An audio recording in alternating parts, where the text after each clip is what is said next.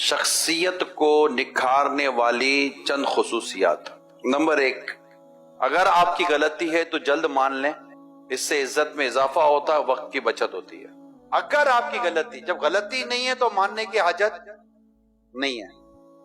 2 مدنی پھول دیتا ہوں، زندگی کو آسان بناتے ہیں، تعلقات کو بہتر بناتے ہیں۔ اگر ان دونوں پر آپ عمل کریں گے انشاءاللہ عز و جل آپ بہت ساری پریشانیوں سے نکل جائیں گے، اللہ نے چاہا تو۔ نمبر 1، غلطی ہو تو مان لیں، غلط فہمی ہو تو دور کر دیں۔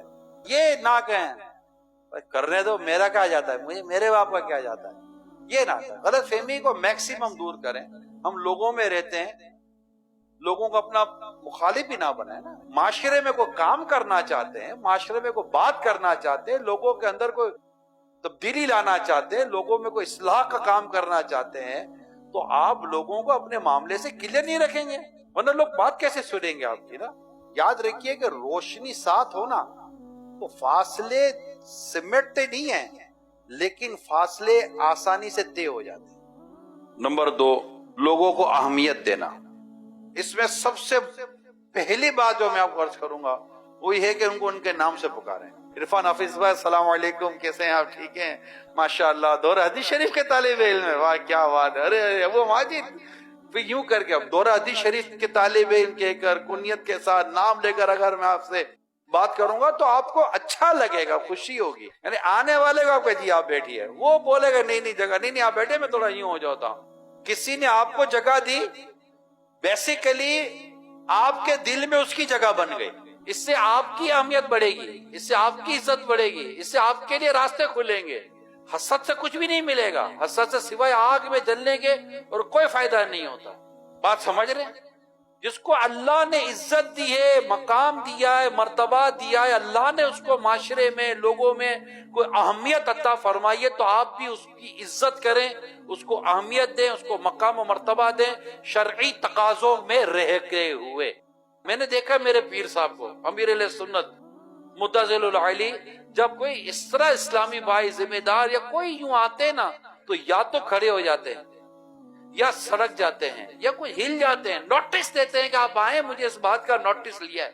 نمبر 3، جس سے بات کر رہے ہیں اس کی عمر، مقام اور مرتبے کو پیش نظر رکھنا۔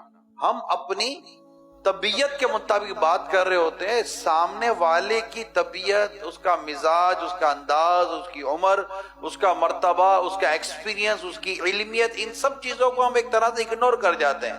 بچے سے جب بات کریں گے تو بچوں کے انداز سے بات کریں گے، بڑوں سے جب بات کریں گے تو بڑوں کے انداز سے بات کریں گے۔ نمبر 4، ایسے کاموں سے خود کو بچانا جس کا نہ دنیا کا فائدہ نہ آخرت کا۔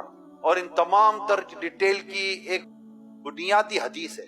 انسان کے حسن اسلام سے یہ بھی ہے کہ وہ لا یعنی کاموں کو ترک کر دے، چھوڑ دے۔ 1 لائن ارشاد ہے اور زندگی کے مقصد کو سمیٹ کر اس ایک ارشاد میں بیان کر دیا گیا۔ اس کو سامنے رکھ کر زندگی گزاریں، آپ کی شخصیت لوگوں کے لیے رول ماڈل بنے گی۔ تو جس بات سے تعلق نہیں اس سے بالکل ہٹ جائیں آپ۔ سوشل میڈیا بھی اس میں آ گیا، آپ کے موبائل فون آ گئے، آپ کا اٹھنا بیٹھنا چلنا پھرنا آنا جانا ایوری تھنگ اس کے اندر آ گئی۔ کھانے پینے کا اسکیڈول بنا ہے، اتنے بجے بیٹھنا ہے، اتنے بجے اٹھنا ہے، نماز کا ٹائم، وضو کی تیاری، ہر چیز کو اسکیڈول کر رہے ہیں، شیڈول کر رہے ہیں۔ اسپیس ہی نہ رکھیں کہ فضول چیز اندر میں داخل ہو سکے۔ دنیا کے تمام تر کامیاب لوگوں کی فہرست بنا لیں، جو سب سے پہلے جن مضامین کو ان کے کامیابی کے طور پر لکھا گیا ہوگا نا، اس میں بنیادی جو بات ہوگی یہ ہوگا کہ ٹائم ویسٹ نہیں کرتا تھا۔ نمبر 5، لوگوں کی نفسیات کے مطابق بات کرنا۔ ایک بیوہ عورت کے سامنے بیٹھ کر کبھی کوئی عورت اپنے شوہر اور بچوں کے ساتھ پکنک، تفریح، کھانے پینے، شاپنگ کے واقعات بیان نہیں کرے گی کہ اس کو احساس ہوگا کہ نہ میرا شوہر ہے نہ میرے بچے ہیں، میں اکیلی ہوں، اس کو احساس ہوگا۔ لوگوں کے انداز اور مزاج کو سمجھتے ہوئے کام کریں، آپ انشاءاللہ تعالی ایک انتہائی مؤثر شخصیت بن سکتے ہیں کہ اب کس سے کیا بات کرنی ہے۔ نمبر 6، برائی کا بدلہ بھلائی سے دینے کی عادت بنائیں، منتقم المزاج نہ بنیں۔ نمبر 7، درگزر کو اپنی عادت بنائیں۔ اور جو 8واں ہے، اس کو سمجھنے کی تھوڑی ضرورت ہے۔